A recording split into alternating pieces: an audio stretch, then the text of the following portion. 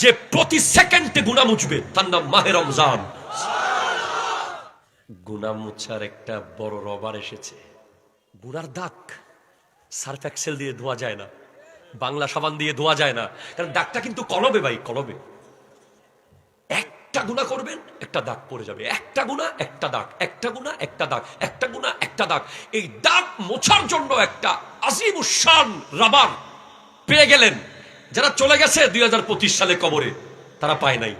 যারা এখনো বেঁচে আছে, এমন এক ইরেজার তারা পাবে যে প্রতি সেকেন্ডে গুনাহ মুছবে, তার নাম মাহে রমজান। কিন্তু বড় দুঃখের বিষয় কি জানেন, বাংলাদেশের রমজান মাসকে মনে করা হয় একটা অনুষ্ঠান, সেহরি আর ইফতার খাওয়ার অনুষ্ঠান। বড় লজ্জার বিষয় হলো, পৃথিবীর অন্যান্য কান্ট্রিতে রমজান আসার আগে রজব থেকে প্রস্তুতি নেয় মানুষ। ফিলিস্তিন, Iraq, Iran, Afghanistan, Pakistan, already ব্যবসায়ীরা কে কার চেয়ে বেশি ছাড় দেবে প্রস্তুতি নিতেছে, ঠিক কিনা কথা জোরে বলেন। আর বাংলাদেশে আসুক,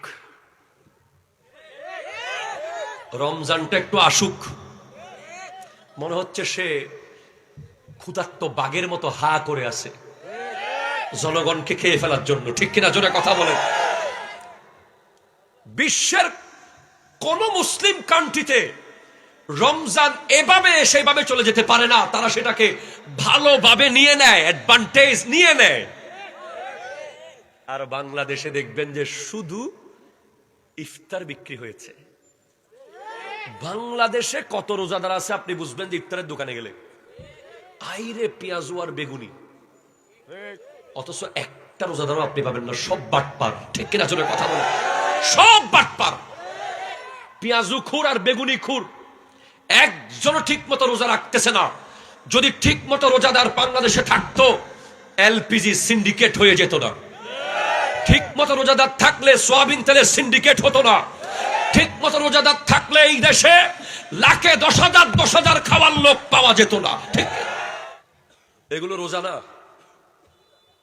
এগুলো সোজা, মানে খাইয়া সোজা হয়ে যায় আর কি। আসেন এবার করতে হবে, পাল্টাতে হবে। আমরা পাল্টানোর জন্যই মাহফিল করেছি, ঠিক কিনা জোরে কথা বলেন। যদি একজন পাল্টে যান, একজন, সফল হয়ে যাব আমরা। দেখেন সেনাবাহিনী চিনেন তো, আছে বাংলাদেশে আছে, তাদের মধ্যে বিভিন্ন র্যাঙ্ক আছে। একটা আছে কমান্ডো। কমান্ডোরা এত ভয়াবহ ট্রেনিং করেছে যে ওরা একজনে প্রায় অনেক সময় 200 জনকে ধরে রাখতে পারে। বেগম জিয়া যেদিন ইন্তেকাল করেছিল, আপনার সোশ্যাল মিডিয়ায় দেখেছেন একজন সেনা কর্মকর্তার কাঁধে ভর দিয়ে মানুষ নামতেছে উপর থেকে, এখানে এক পা এখানে এক পা। আবার আরেক জায়গায় ভিডিওতে দেখেছেন প্রায় 100-200 মানুষকে আটকে রেখেছে একজনে।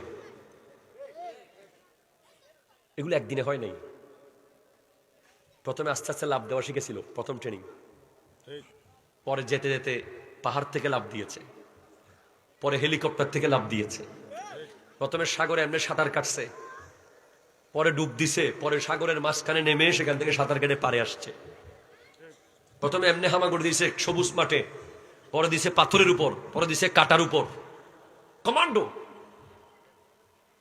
তারপরে মিশন, তারপরে চলে গেছে জাতিসংঘের শান্তি মিশনে, যেখানে ভয়ঙ্কর ভয়ঙ্কর বিষয়কে ফেস করেছে বাংলাদেশের সেনাবাহিনী। আমি জানি না আপনার সেনাবাহিনীর ব্যাপারে কার মনে কি আছে, তবে আমাদের দেশে গর্ব করার মতো একটা টিম সেনাবাহিনী, এটা আপনাকে মানতেই হবে। দেশের দুর্দিনের আপনি দেখবেন ঢাকার বিভিন্ন জায়গায় ছাত্ররা যখন রোড আটকে ফেলেছিল, বিপ্লবীরা, সেনাবাহিনীর লোকেরা ভয়ঙ্কর ধৈর্যের পরিচয় দেয়। কথা বলতেই থাকে, কথা বলতেই থাকে, কোনোভাবে রেগে যায় না, মেরে ফেলবো, কেটে ফেলবো, ধরে ফেলবো, নিয়ে যাব না, কথার মধ্যে কথা, কথার মধ্যে স্মার্টলি। এই সেনাবাহিনী ফাইনাল মিশনে যায়। যারা সিলেক্টেড হয় শান্তি মিশনের জন্য, তারা বহু টাকা পায়, বহু ফ্যাসিলিটি পায়, কিন্তু মিশন অনেক কঠিন। মিশন কঠিন, টাকা বেশি। মিশন কঠিন, সম্মান বেশি। বিশ্বের বিভিন্ন কান্ট্রিতে যাওয়ার সুযোগ হয় তাদের। তাদের অনেক দামি পাসপোর্ট থাকে, তাদেরকে সারা বিশ্ব সম্মান করে, জাতিসংঘ সম্মান দেয়। সেভাবে আপনি মুহররম থেকে ট্রেনিং শুরু করেছেন, মুহররম ট্রেনিং, সফর training, Rabiul Awal training, রবিউস Sunny training, জুমাদাল উলা ট্রেনিং, জুমাদাস সানি ট্রেনিং, রজব ট্রেনিং, শাবান ফাইনাল ট্রেনিং, রমজানে মিশন। রমাদানে কি হবে? মিশন। এক সেকেন্ড লস হতে দেওয়া যাবে। মিশন সফল যদি হয়ে যায়, ওই সেনাবাহিনী টাকা বেশি, কষ্ট বেশি। রমাদান টাকা বেশি, কষ্ট কম। ওটা দুনিয়াবি হিসাবে, তাই টাকাও বেশি, কষ্টও বেশি।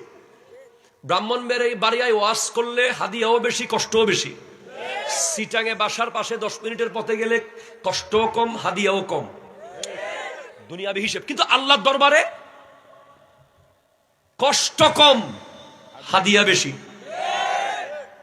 আমার নবী যখন মেরাজ থেকে চলে আসতেছেন 45 ওয়াক্ত কমিয়ে, আহা, আমার উম্মতের সব শেষ হয়ে গেল, কমে গেল। 50 ওয়াক্ত থেকে 45 চলে গেল, একই কিছু পাবে, আর মাত্র 5 ওয়াক্ত বাকি। হাবিব, চাকরি কমেছে, বেতন কমে নাই। 45 ওয়াক্ত চলে গেছে ঠিক, কিন্তু 5 ওয়াক্ত পড়লেই 50 ওয়াক্ত